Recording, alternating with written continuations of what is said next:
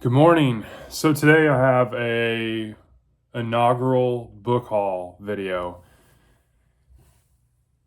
Obviously, I'm trying some different settings in the home office, different camera functions. I'm actually trying to load a video because I was messing around with the camera settings and I put it in like 4K, and now it's taking like over half an hour to upload a book review.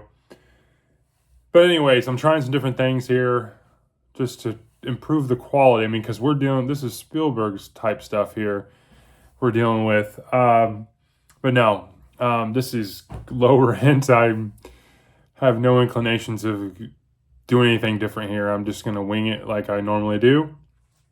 But anyways, book haul.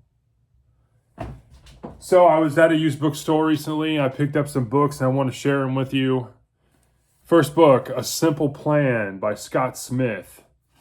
This is kind of a thriller caper type story, I believe. I've never read anything from Scott Smith.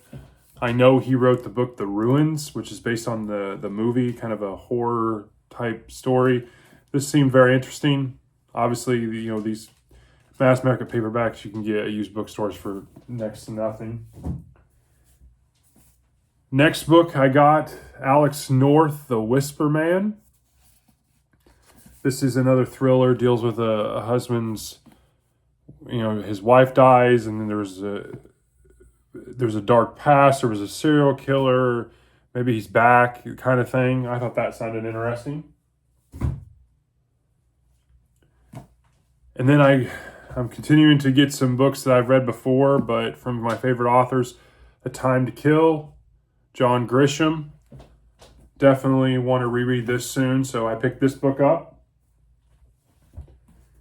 I saw a paperback copy of Camino Winds. This is in the, what do they call it? The Bay Books series, or it has returning characters, and it's based on a town, I believe it's in North Carolina or South Carolina, one of the two. I read both the Camino Islands and Camino Winds. And so I saw this, so I had to pick it up. And I think there's a new book that came out the first year. I haven't read it yet, or haven't listened to it on Audible or anything. But I definitely want to pick up all three books and give them a reread soon. Then I saw these and, I had to pull the trigger. I have been thinking about, reading this series for a long time. It's been out for a long time. My son read it.